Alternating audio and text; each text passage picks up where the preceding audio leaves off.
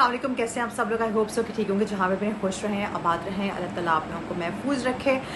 Wall street journal की जानिब से कल एक ख़बर शाया हुई है, उसके बारे में मैं बात करना चाह रही थी। और उसका जो कंक्लूजन है, या उर्दू में अगर मैं इसको साथ साथ प्रिसाइज़ कर दूँ तो उसमें ये था कि ट्रम्प के जो अकाउंट्स हैं उनको multi million dollar tax free nest egg बनाने का राज क्या है, हकीकत क्या है, इस बारे में मैं आपको आज डिटेल में बताऊंगी।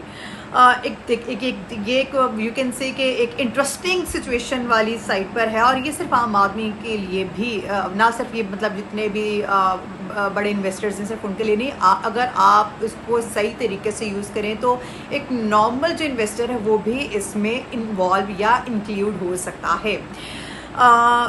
ये वो हैक है जो ट्रम्प अकाउंट को multi million dollar next free nest एक बना देने वाला ये अकाउंट है। ये सुनने में तो बहुत ज़बरदस्त लगता है, लेकिन क्या वाकई ऐसा मुमकिन है?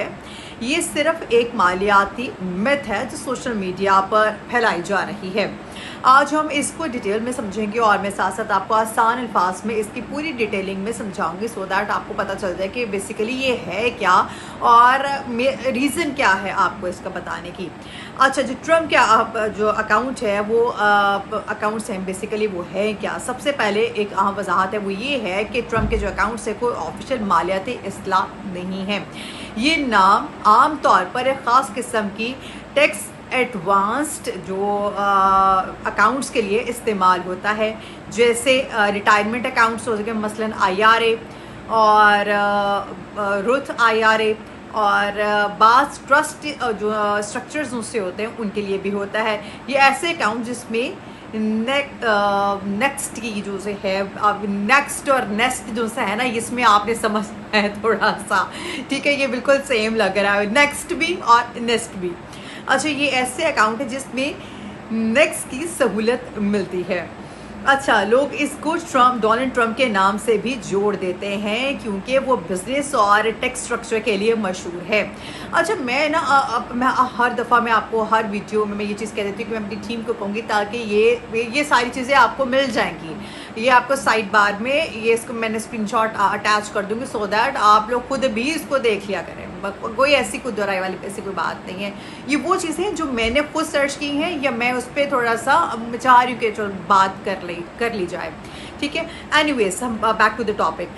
लोग इसको डोनाल्ड ट्रम्प के नाम से भी जोड़ देते हैं क्योंकि वो बिजनेस और टैक्स स्ट्रक्चर के लिए मशहूर हैं, और लोग समझते हैं कि ये कोई VIP फाइनेंशियल ट्रक है, लेकिन हकीकत में ये आम लोगों के लिए भी दस्तयाब स्ट्रक्चर होते हैं अगर सही तरीके से इस्तेमाल किए जाएं, जैसे कि मैंने आपको स्टार्टिंग में बताया है। अच्छा, अब ये टैक्स फ्री नेस्ट जो एग है, इसका मतलब क्या है, जिसका मैंने कहा था ना कि मैं अब आपको नेक्स्ट में और नेस्ट में आपको ना थोड़ा सा फर्क करना पड़ेगा। अब मैं आपको बता दी, टैक्स फ्री नेस्ट एग का जो मतलब है वो है क्या। इसका मतलब है ऐसी बचत या सरमायाकारी जिस पर या तो टैक्स नहीं लगता या बहुत कम लगता है, ठीक है। मिसाल के तौर पर अगर आप हर साल थोड़ी थोड़ी सरमायाकारी करें और ये कंपाउंड और वो कंपाउंड होकर भी बढ़ती है, मतलब कि अगर आप थोड़ी थोड़ी सरमायाकारी करें तो अगर उसको कंपोज कर लेना है, कंपाउंड कर लें, तो वो इससे बढ़ती है, ठीक है। मैंने आपको आसान अल्फाज में समझाने की कोशिश कर रही हूँ, ठीक है। और आखिर में निकालते वक्त टैक्स ना देना पड़े, इसकी की हुई वजह भी हो जाती है। यही है टैक्स फ्री नेस्ट एग, इसको इसलिए कहलाते हैं। अब आपको समझ आ गई कि क्या चीज़ है। अच्छा, असल हैक इसमें है क्या। अब आते हैं, सवाल ये है कि असल हैक क्या है इसमें। हैक ये है कि जिसकी बात की जा रही है असल में ये कोई जादू नहीं, बल्कि ये 3 चीज़ों का कम्बिनेशन है।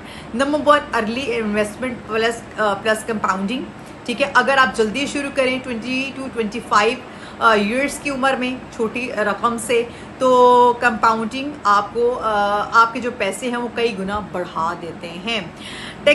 नंबर 2 क्या आता है, टैक्स एडवांटेज अकाउंट का इस्तेमाल। कुछ अकाउंट्स में आपको जो पैसे डाले जाते हैं इस पर टैक्स नहीं लगता है, या निकालते वक्त टैक्स नहीं लगता है।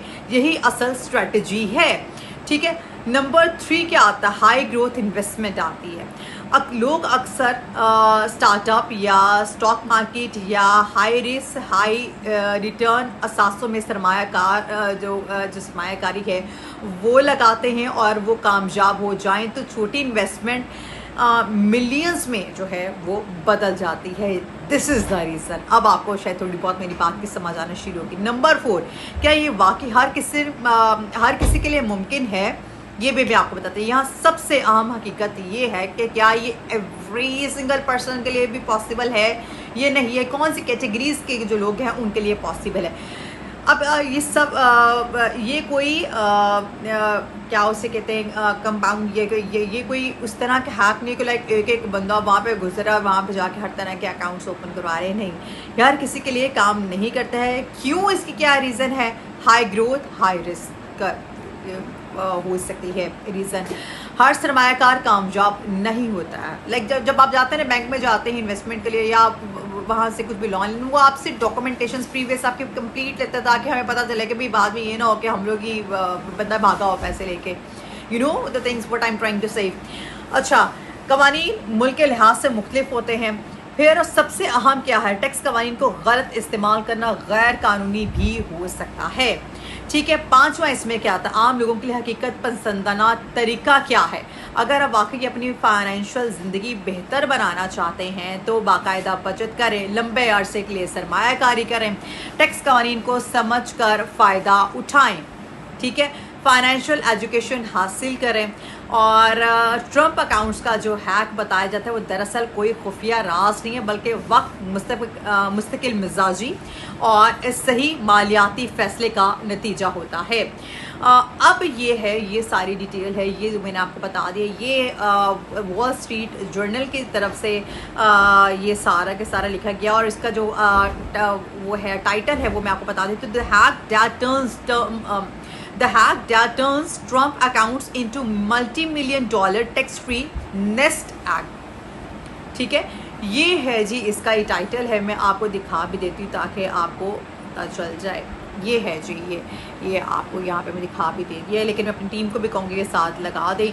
ठीक है, ताकि आप लोगों को इसमें डिटेल में आप जाके इसको अगर आप देखना चाहें तो आप देख भी सकते हैं, पढ़ना चाहें आप पढ़ भी सकते हैं, अगर आप इसको सुनना चाहें तो आप सुन भी सकते हैं। तो ये है जी रीज़न, और ये सारी मैंने आपको पूरी डिटेल में बता दी है। अब रेस्ट इज़ अपॉन यू।